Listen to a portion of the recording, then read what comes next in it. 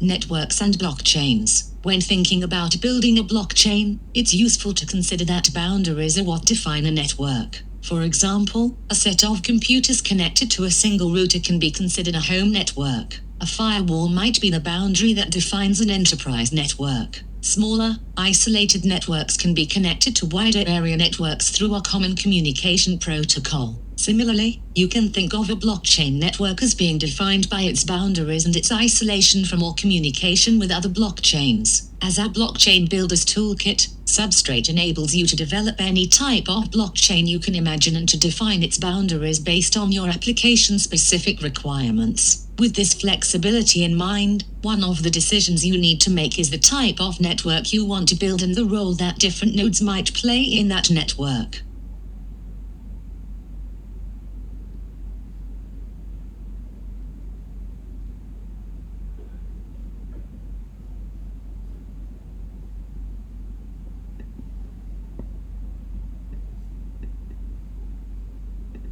Network types. Substrate-based blockchains can be used in different types of network architecture. For example, substrate blockchains are used to build the following network types: private networks that limit access to a restricted set of nodes, solo chains that implement their own security protocol and don't connect or communicate with any other chains, relay chains that provide decentralized security to other chains that connect to them. Kusama and Polkadot are examples of relay chains, parachains that are built to connect to a relay chain and have the ability to connect to other chains. Parachains must implement the same consensus protocol as the relay chain they target to connect to other substrate blockchains in an ecosystem. However, all of the chains must implement a common communication channel. Regardless of the type of chain you want to create, you should plan for deploying to a test network before deploying to a live production network. For example, there are currently test networks like Kusama for deploying real-world economics in a Canary network and test networks like Rococo for deploying a chain without issuing tokens or having any real-world economic impact. Polkadot is a production relay chain.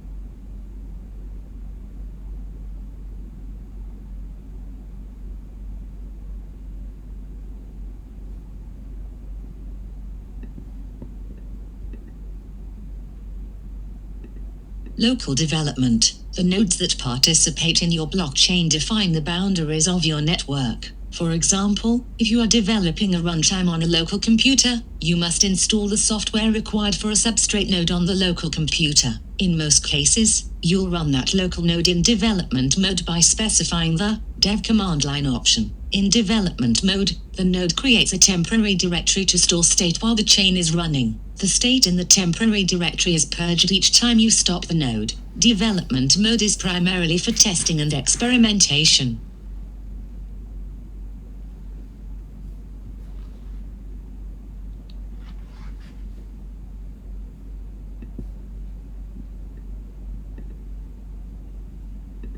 Validator nodes produce blocks. As new nodes join the network, you'll want to preserve state rather than purge it. You'll also want the chain to progress by adding new blocks, so you'll want to allow additional node to author blocks. As a node operator, you use command line options to control the operation of the node and how it communicates with its peers. For example, you use the chain command line option to specify the chain specification your network should use and the validator command line option to specify that your node is authorized to author blocks and participate in consensus. With information from the chain specification, the first node in the blockchain generates the genesis block. To seal the first block, a validator node starts with the blockchain state from the genesis block. The node applies all pending changes to state and emits the events that are the result of these changes. The state of the chain from the first block is used in the same way by the validator node building the state of the chain at the second block, and so on. After 2/3 of the validator's nodes agree that a specific block is valid, it is finalized.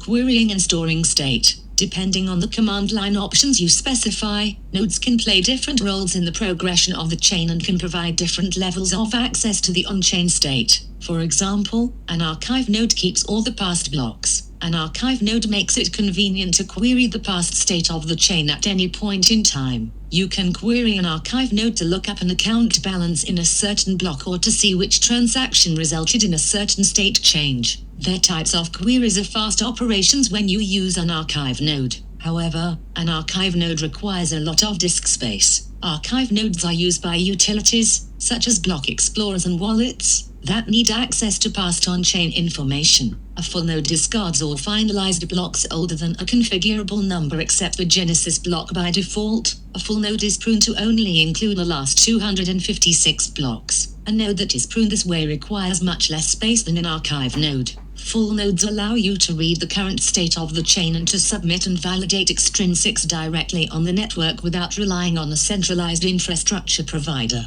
If you need to query historical blocks that have been pruned, you must purge the node then restart the node in archive mode. It is possible to rebuild the state of the entire blockchain by using a full node and executing all the blocks from the Genesis block. However, a full node requires more computation to query state or retrieve information about some previous state. In addition to archive nodes and full nodes, you can deploy a light node. A light node has only the runtime in the current state. It does not store any past blocks and so cannot read historical data without requesting it from a node that has it. Light nodes are useful for devices with limited resources.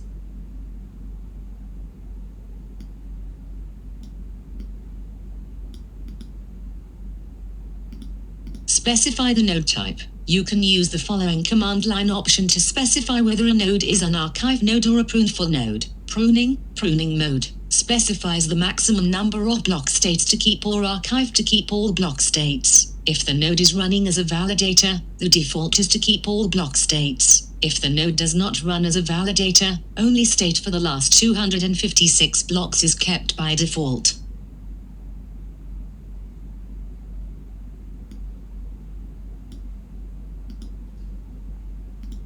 If the node is a full node, you can use the following command line option to specify the number of finalized blocks to keep in the database. Keep blocks, count. You can use the following command line option to run a node as a light node.